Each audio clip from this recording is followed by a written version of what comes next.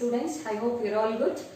Today we shall know about the second PUC economics syllabus. See, economics is having a two-part. First part consists of microeconomics, second part consists of macroeconomics. Today we shall have the introduction of microeconomics.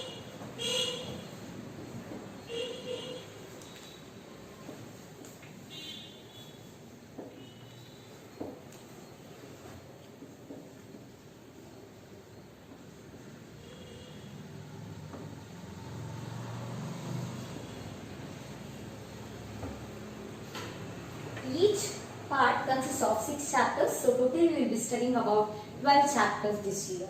Okay, so microeconomics, first chapter, we will be knowing about introduction.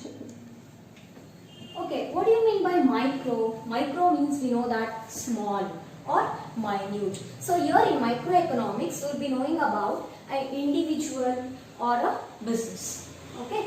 So here microeconomics, here we will be studying about the individuals. Individual means who? Consumer. Okay, or a producer or a household, like that.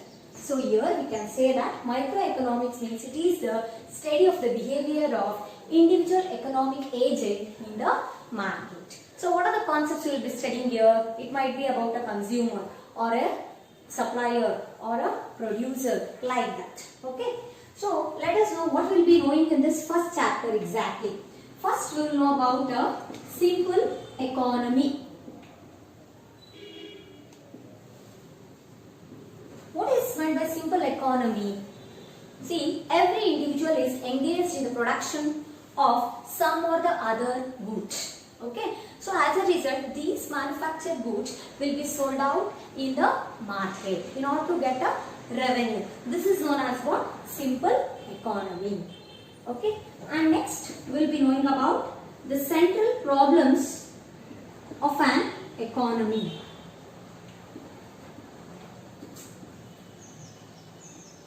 Tell me, why does the problem arises? Yes, problem arises due to the scarcity of resources, isn't it? So we can say that due to the unlimited wants and limited resources, the problem arises. Okay, and here we will be studying mainly 3 problems under this heading. One is what to produce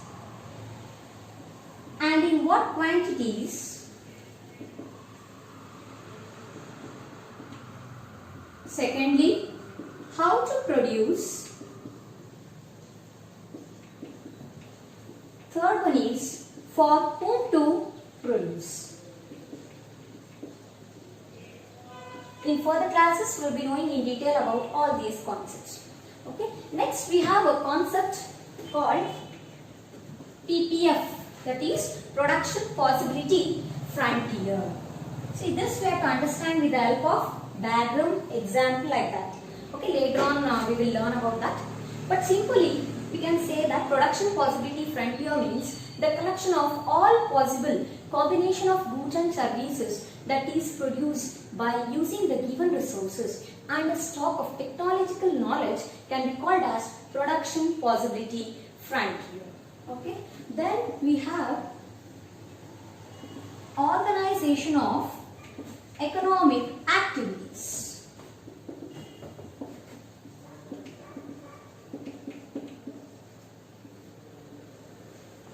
By generally economic activity means, yes, economic activity means what? Producing, buying and selling of goods or services in the society can be termed as economic activity. So here with this perspective we will be knowing in 3 modes. One is centrally planned economy.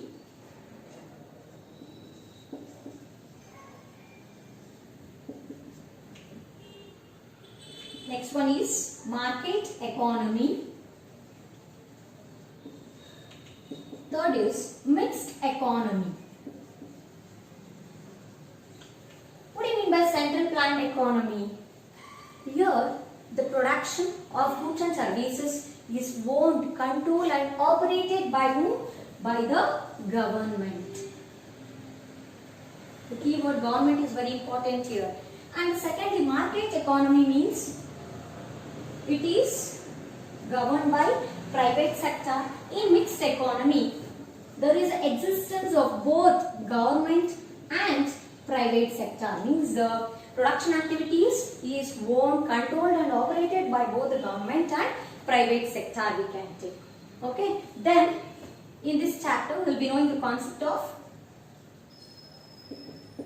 normative and positive economics. Then at the last we have the differences between microeconomics and macroeconomics.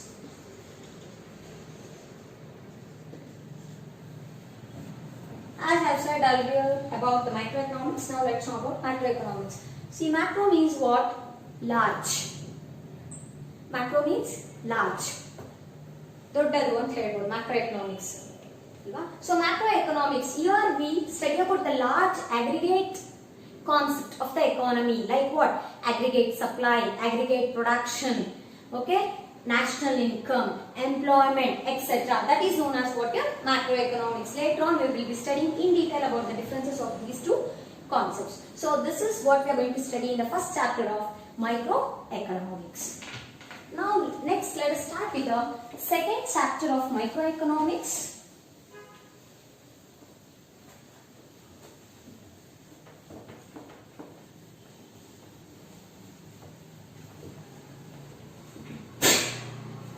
Second chapter is theory of consumer behavior.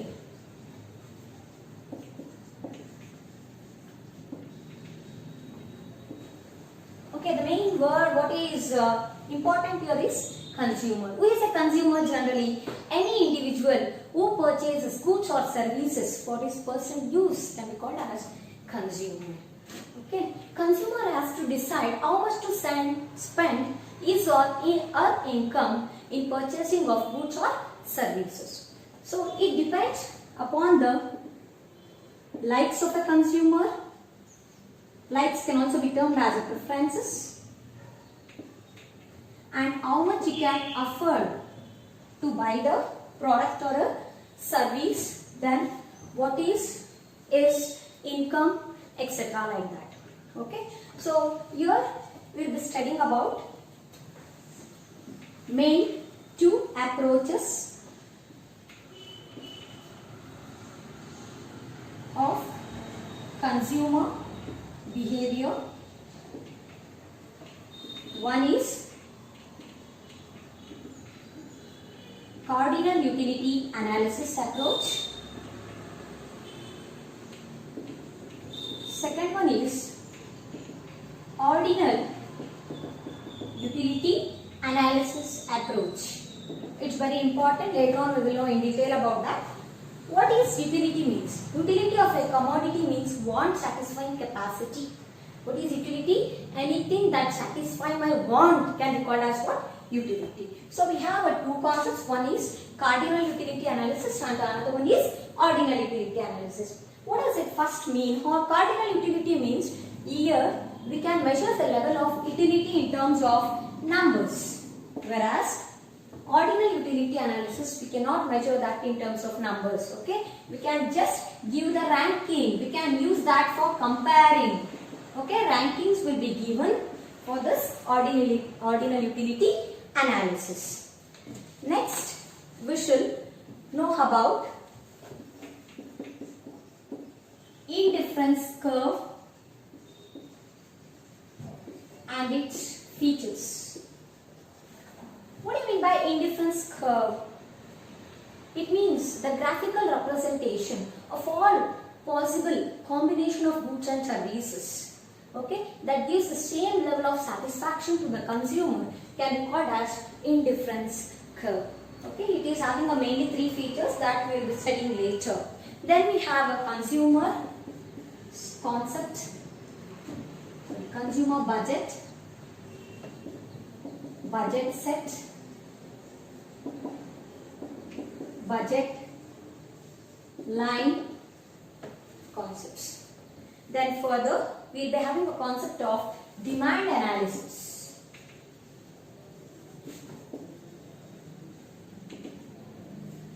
Generally, what do you mean by demand? What is demand?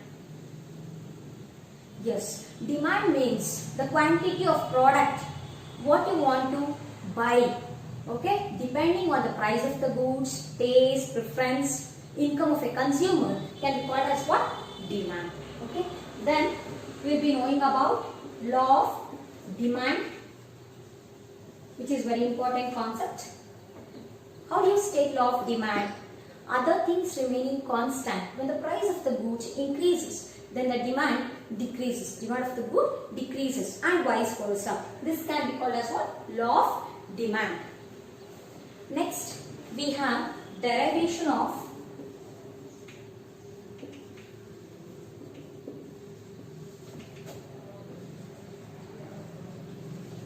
demand curve from indifference curve and budget constraints. This derivation we will do it later. Okay. Then we have the different types of goods that we have to know in this chapter. That is normal goods and inferior goods. What do you mean by normal goods? See, when the demand for the goods increases, as the income increases, that can be called as normal goods. When the demand for the goods decreases, although the income is increasing, that can be called as inferior goods. Next we have substitute goods and complementary goods.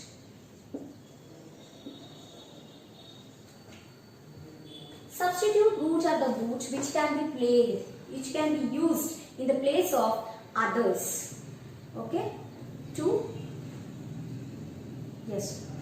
Substitute goods are the goods which can be used in the place of other goods to satisfy a particular want.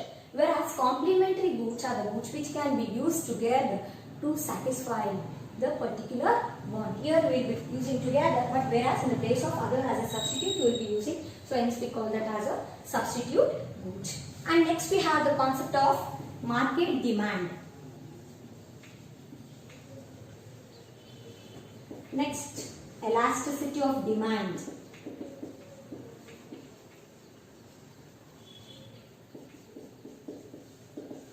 Next we have price elasticity of demand. What is this price elasticity of demand? Means it is the ratio of percentage change in the quantity demanded with the percentage change in the price of a commodity. Okay, this all will be studying in the second chapter. Next we will move on to the third chapter.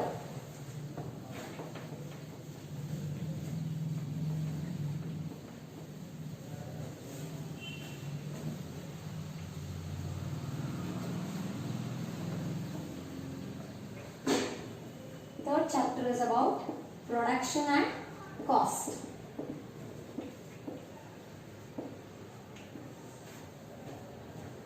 Okay, what is the key word here? Production. What do you mean by production generally? Conversion of input into output or conversion of raw materials into finished goods can be called as what? Production. Okay, then what does that input includes? Input means you can take, say for example, land, labor, okay, money, machines, etc. This will be converted into a product here in this production. Okay, so in order to acquire these inputs, the company has to spend money, isn't it? The money is very much important here because to purchase those inputs, money is required and the company will be bearing the expense. That can be called as what here? Cost. Overall conversion of raw material into output includes some cost for the company. That is, we say it as a cost of production. Okay, the company will not keep the products with themselves itself. They will be selling that into the market in order to get what? Revenue. isn't it? In order to get the revenue, the company will be selling the products in the market. So the difference between the revenue and cost gives rise to what? Profit. Okay, the difference between the revenue and the cost gives rise to profit. If the revenue is more, then we can expect the profit in the company. Okay. Here we'll be knowing about, firstly, about production function. That is Q is equal to F of L and K, where Q is the quantity of goods produced, L is the labor and K is the capital. Then you'll be knowing about the concepts of short run and long run. What do you mean by short run? Here, even a single input cannot be varied. Say for example, land or labor, anything if you take. Okay, that is short run. Whereas long run, here all the inputs can be varied. That is known as what here? Long run. Okay. Then we can know about the different types of concepts like about average product, marginal product and total product. And even we have a problems on that we will solve it later. Then we have the law of diminishing marginal product and law of variable proportion. It's very important even for the exam, that we will study later. Then we have the shapes of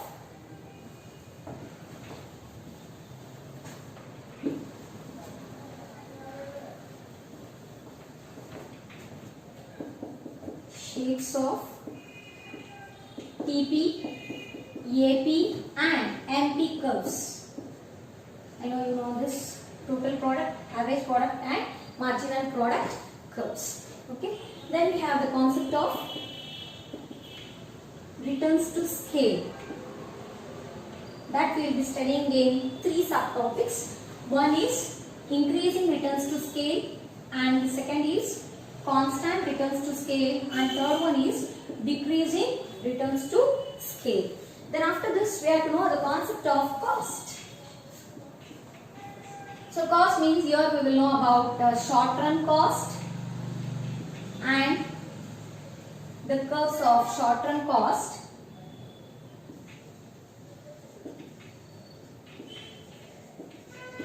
Along with this, long run cost and the curves of long run cost. And even we will be solving some problems on this concept. So this is about 3rd chapter. Next, we will move on to the 4th chapter.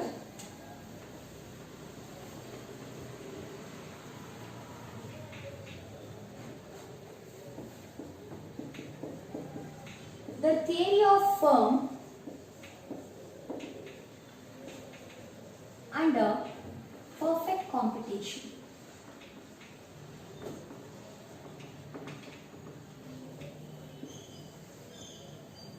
Okay, once you see the word like competition, what do we remember?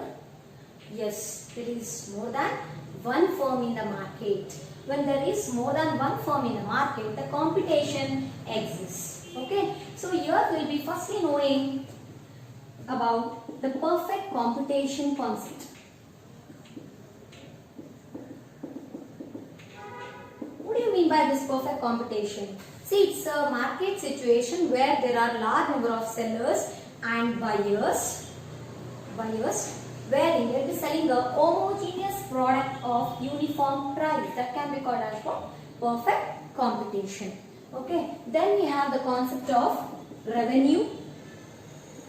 Again, in terms of total revenue, marginal revenue and average revenue, we will be understanding this, and we have a problems on that. Next we have profit maximization concept.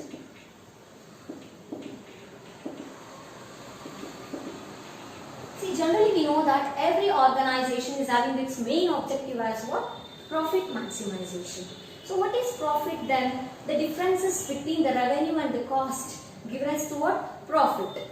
Your profit maximization or profit formula can be written as pi is equal to TR minus TC. Pi is the profit, TR is the total revenue, and TC is the total cost. Here we have to learn very important three conditions for profit maximizations. First one is price. P is equal to MC, that is profit is equal to marginal cost. And second is MC must be non-decreasing at Q0. And third one is, see, for the firm to continue its production, we have two sub conditions. In short run, P is greater than ABC, and in long run,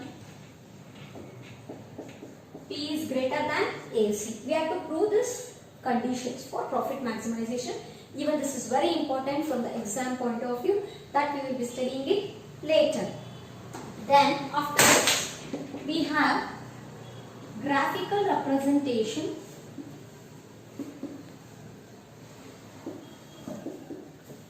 of profit maximization problem. Okay, here we will be having a diagrammatic representation to understand better about the profit maximization concept. Then we have a supply curve of a firm, that is during short run and long run. Then we have the concept like the shutdown point,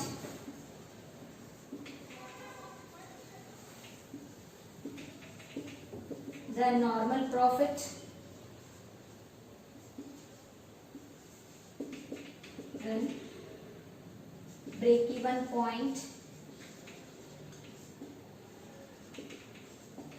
okay. This is about the fourth chapter that we have to study in microeconomics. Then we will go on to the fifth chapter.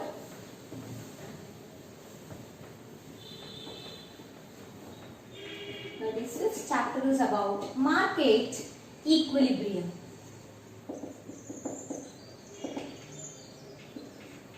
Okay, what do you mean by market? Market is a place where the exchange of goods and services takes place. What do you mean by equilibrium? When the demand and supply are equal, then we say that it is an equilibrium situation. Then what do you mean by market equilibrium? See, it is a situation where the quantity of goods demanded is equal to the quantity of goods supplied in the market or in the society. That can be termed as what? Market equilibrium. Okay. Here you will be knowing the concept of equilibrium, then equilibrium price, equilibrium quantity, then excess supply,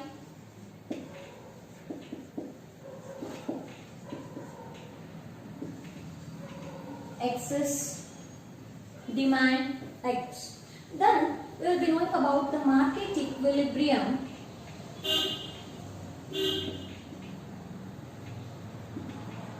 concept for a fixed number of firms. For a fixed number of firms. Then we have the concept like wage determination,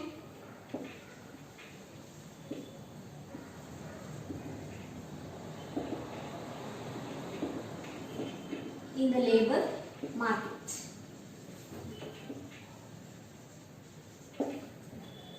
Then we have the shift in demand and supply,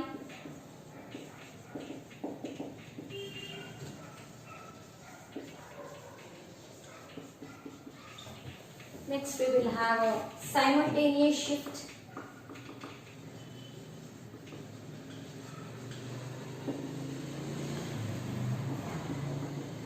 in demand and supply. Even this concept will be understanding with the help of a diagram. Okay. Then we have a concept like market equilibrium.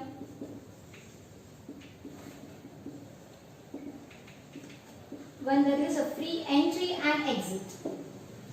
When there is a free entry and exit.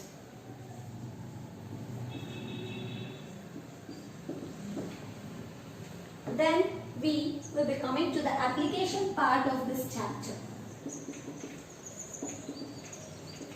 Applications means here we will be studying about the supply and demand analysis, how we can apply in the market. So here with the help of two sub-concepts like price ceiling and one more is price floor, we can understand about the application part of this chapter. One is price ceiling. What is price ceiling? The government imposed an upper limit on the price of the goods or service. That is known as what? Price ceiling. Price floor means what? That is opposite to that. That is, the government imposed a lower limit of goods and service. That is known as what? Price floor. Okay, this is about the fifth chapter. Now let us know about the last chapter of this, microeconomics.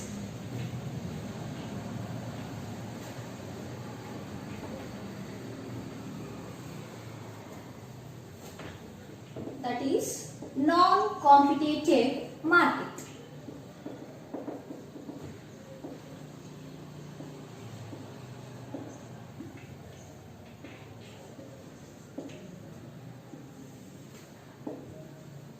Non-competitive, no means there is no competition. Okay, when there is no competition, how many firms exist? Yes, one firm exists. So that we can term it as what? Monopoly. Okay, monopoly means there is a single seller selling a product in the market, okay, which is not having any kind of substitute for that product. That is known as what? Monopoly. Okay, here you will be studying about the concept of monopoly and its features. Next, we will be knowing about the competitive behavior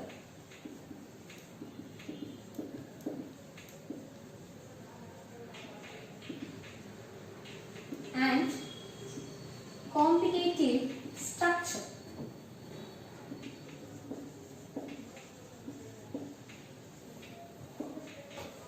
Next we will be knowing about market demand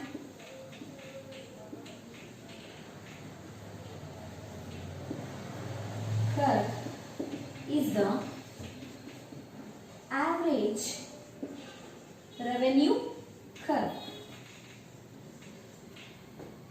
Next we have the concept of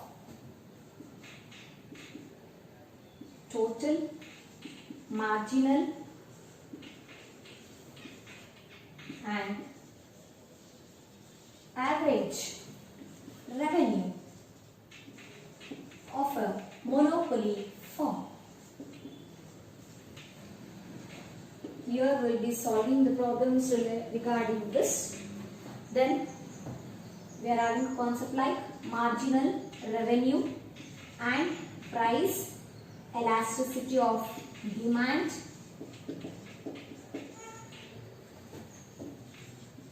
We already know the meaning of price elasticity of demand in the previous chapter.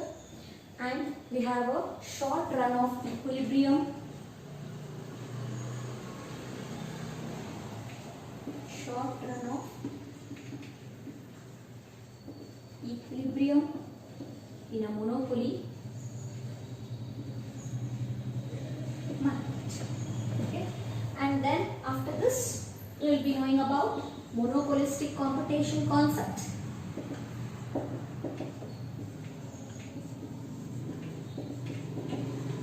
What do you mean by monopolistic competition actually? A market situation where there are large number of buyers selling a closely related but different products in the market can be called as what? Monopolistic market or monopolistic competition. Then we will be understanding about how the firms behave in oligopoly market.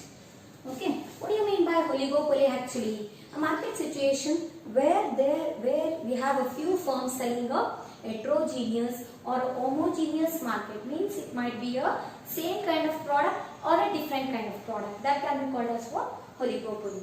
So this is about the introduction of microeconomics. Okay, in the next class we can know the introductory part of macroeconomics. Thank you.